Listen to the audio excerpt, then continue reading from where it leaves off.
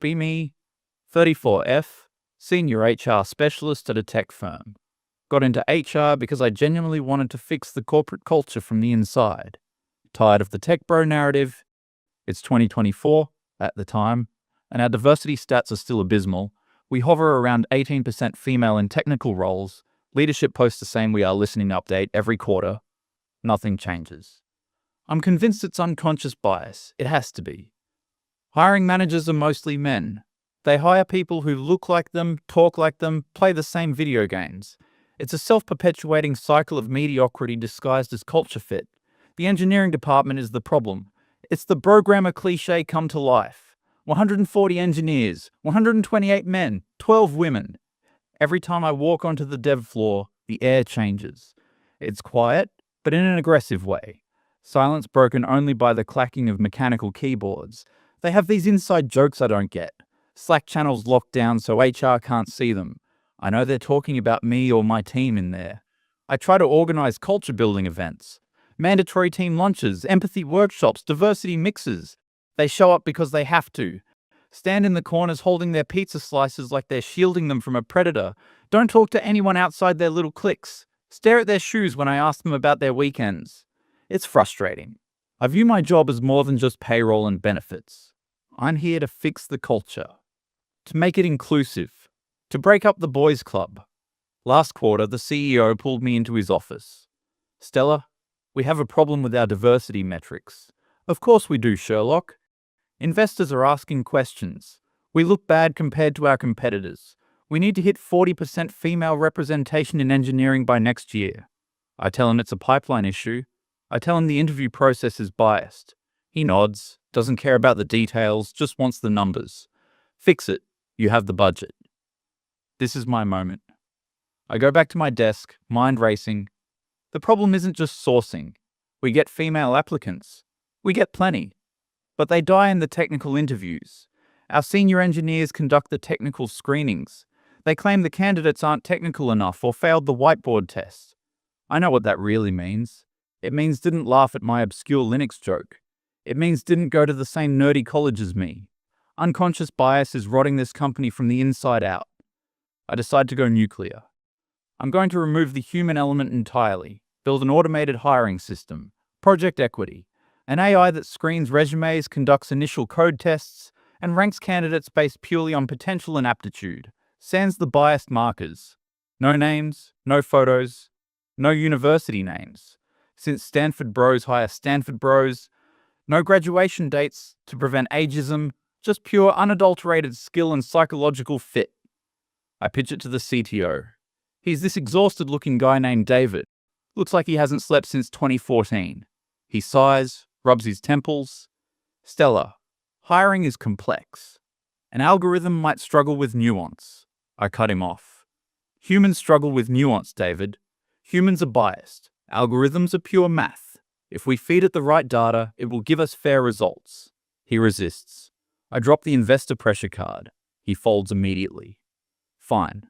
I'll give you 2 of my data scientists to help you build it. Just don't break production." I get assigned 2 junior devs, Ben and Jacob. Nicest guys on the floor, actually. Terrified of me. I explain the vision. We are building a blind recruitment engine. It needs to analyze thousands of successful developer profiles, identify the core traits that make them good, but strip out the gendered identifiers. Ben raises his hand.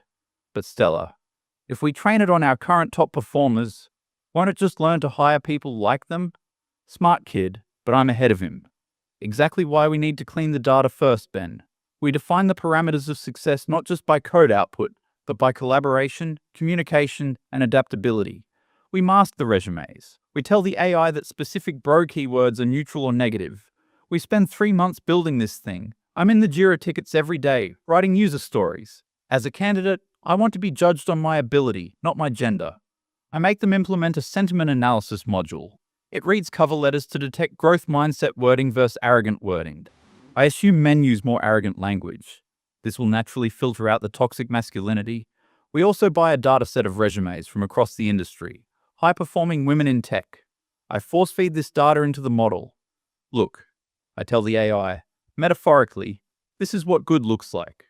We name the AI Athena. goddess of wisdom. It feels poetic. Launch day approaches.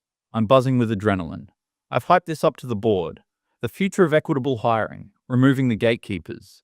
David is skeptical but stays out of my way. We turn Athena on for the Q3 hiring spree.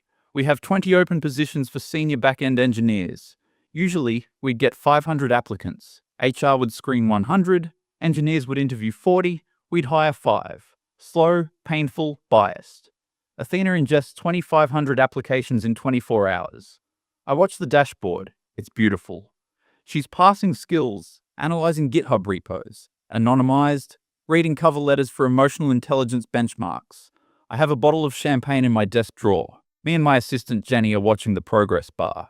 Athena is set to shortlist the top 50 candidates for final behavioral interviews.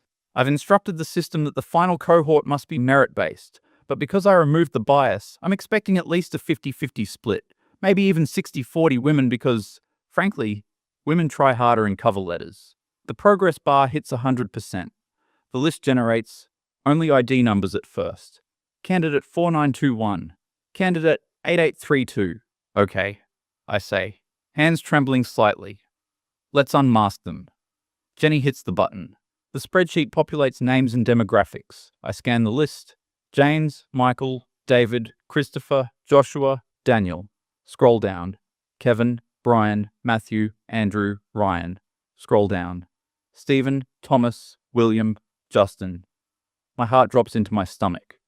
I scroll to the very bottom. 50 names, 50 men. Absolute silence in my office. Jenny looks at me. Is it broken? It has to be. I snap. There's a bug. I call Ben and Jacob immediately. You guys messed up the weighting. They come running, looking panicked. They look at the code. No. Stella, look. The weights are exactly what you approved. Empathy score is weighted 20%. Collaboration history is 15%. Raw coding ability is 40%. Then why did it hire a frat house? Ben starts typing furiously, digging into the logs. Well, look at the empathy scores. He points to the screen. The men who were selected scored weirdly high on the empathy sentiment analysis. I grab one of the cover letters. Candidate 12, Michael. It reads, I believe software development is fundamentally an act of service to the user. I strive to understand the pain points of the customer and alleviate them through clean, efficient architecture. It sounds perfect. It sounds like what I told the AI to look for. See? Ben says.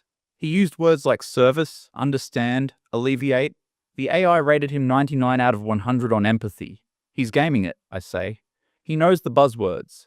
The AI can't know that, Jacob says gently. It just sees the pattern. I'm fuming. Scrap this batch. We can't present a 100% male shortlist to the CEO. He'll laugh me out of the room. I tell them to tweak the algorithm. Lower the weight of technical skills, I command. But Stella, these are senior back-end roles, Ben says. They need to know C++. I know that, Ben. But we can teach syntax. We can't teach attitude. Lower technical weight to 25%. Raise community engagement and soft skills to 40%. I figure women do more volunteering, more mentorship. This will balance the scales. We rerun the dataset. Takes another 6 hours. I stay late, ordering Thai food at my desk, staring at the progress bar like it's a bomb timer. It finishes at 9 p.m. I unmask the new top 50. I hold my breath. Top result, Alexander. Second result, Nicholas. Third result, Jacob. I slam my hand on the desk. I look through the list. 48 men, 2 women. Better, but statistically impossible. How is this happening? I look at the profiles of the 2 women. Candidate 44 is a recent grad from a boot camp. Candidate 49 is an internal transfer request I missed. I look at the men. Why are they scoring so high on community engagement? I click on Alexander's profile. Under interest/volunteering. Moderator for Stack Overflow. Top 1% contributor. Maintains 3 open source libraries used by nonprofits. The AI counted open source maintenance as community service. Technically, it is, but it's nerd community service. It's not the soup kitchen work I was imagining, it's just more coding. The AI sees volunteer time 20 hours a week and gives them a massive score. These guys aren't empathetic social workers. They are obsessed. They have no lives. They code at work, they code at home, they code for charity, and the AI loves them for it. I feel a headache forming behind my eyes. This tool was supposed to prove that women are being kept out by bias. Instead, it's suggesting that on paper, based on the metrics I defined as valuable, these obsessive weirdos are the perfect employees. I can't accept that. The system must be flawed. I call a meeting with the senior data scientist the next morning. Dr. Matt. He's a genius, very quiet, very serious. I explain the situation. Athena has a male bias. We need to perform a lobotomy. He looks at me over his glasses. The model optimizes for the target variable Stella. What is the target variable? Employee success, retention, performance reviews. And historically, who has the highest performance reviews here? The men, I admit. But that's because the managers are men. That's the bias. So we removed the manager's input, Matt says, and used raw output metrics, lines of code, bug fix rates, system uptime stability. Yes. And the model found that people who write code 16 hours a day produce more stable systems. But that's unhealthy, I argue. We don't want to encourage burnout. We want work-life balance. Did you tell the AI to penalize workaholism? I pause. I didn't. I assumed well-rounded candidates would naturally rise. But in a blind contest of who produced the most value, the people who have zero work-life balance are crushing everyone else. And it turns out, the demographic most willing to sacrifice their entire social life to argue about syntax on a Saturday night is predominantly male. Fix it, I tell Matt. Penalize the obsession. Cap the output metric. Make it so that after a certain point, extra coding experience yields diminishing returns. Force the AI to value, I don't know, creative writing, liberal arts backgrounds. You want to hire back-end engineers based on their minor in English? I want diversity of thought, Matt. Diversity of thought. He shrugs. It's your parameters. We spend 2 weeks retooling Athena. I made the criteria so convoluted. If you have a CS degree, you get 10 points. If you have a non-traditional background, you get 15 points. Advantage bootcamps/career switches. If you have gaps in your resume, you get a resilience bonus. Advantage mothers returning to work. If you use aggressive language in your cover letter, you get flagged. I am essentially handcrafting a filter to find women without explicitly saying find women. We run the third batch, the Frankenstein run. List generates. Top 50, I unmask. 30 men, 20 women. Yes, I literally cheer in the office. Jenny high-fives me. I look at the women's profiles. Diverse, interesting backgrounds, great soft skill scores. I feel vindicated. See? The talent was there. We just had to stop measuring them by the male standard of obsessive coding. I send the shortlist to the hiring managers. I attach a memo. These candidates have been vetted by Athena v1.0. They represent the highest potential for long-term value add to the company. Interviews are a formality to confirm cultural fit. I sit back and wait for the praise. 1 week later, disaster strikes. The engineering leads start conducting the interviews. My inbox explodes. Manager 1. Stella, is this a joke? Candidate 4 doesn't know what a pointer is. Manager 2. Candidate 12 is a nice person, but she tried to write a database query in pseudocode on the whiteboard. This is a senior role. Manager 3. I asked candidate 25 about her GitHub projects. She admitted she hasn't coded in 6 months because she's focusing on her pottery Etsy store, which the AI apparently counted as entrepreneurial spirit. I go into defense mode. You're being gatekeepers. I reply to the Slack thread. Pottery shows attention to detail. Pseudocode shows high-level architectural thinking. The CTO, David, comes to my desk. He looks furious, actual color in his cheeks for once. Stella, we cannot hire these people. You're just rejecting them because they aren't mini-me's of you, David. No, Stella. I'm rejecting them because our server architecture processes 50,000 requests a second, and if someone pushes bad code, we lose millions of dollars. I don't care about their pottery. They can learn. For a junior role, sure. These are senior roles paying $180K. We don't have time to teach them the basics. He overrides me. He scraps my list. He goes back to the old method, hiring from his network, asking for referrals. I am seething. I feel like I've been sabotaged. I decide to prove him wrong. I keep running Athena in the background. I tell her, find me the women who can code like the men. I strip away all the diversity bonus points. I go back to raw skill, but I add a constraint, identify female syntax patterns. I don't even know if that exists, but I'm grasping at straws. Athena churns for days. She comes back with a list of 5 candidates, 5 women, unicorns, perfect scores, technical beasts, empathetic, leaders. I look them up. Candidate 1 works at EY, salary $450K. We can't afford her. Candidate 2, CTO of her own startup, won't join us. Candidate 3, living in Switzerland, doesn't want to relocate. Candidate 4, retired at 35 after Bitcoin windfall. Candidate 5, actually a guy named Ashley from UK. Despair sets in. The reality hits me. The women who are that good are already taken. They are the most sought-after asset in the industry. Every company wants them. We are a mid-tier SaaS company. We get the leftovers. And the leftovers of the male demographic include the socially awkward, obsessive, unwashed geniuses who can code for 12 hours straight but can't make eye contact.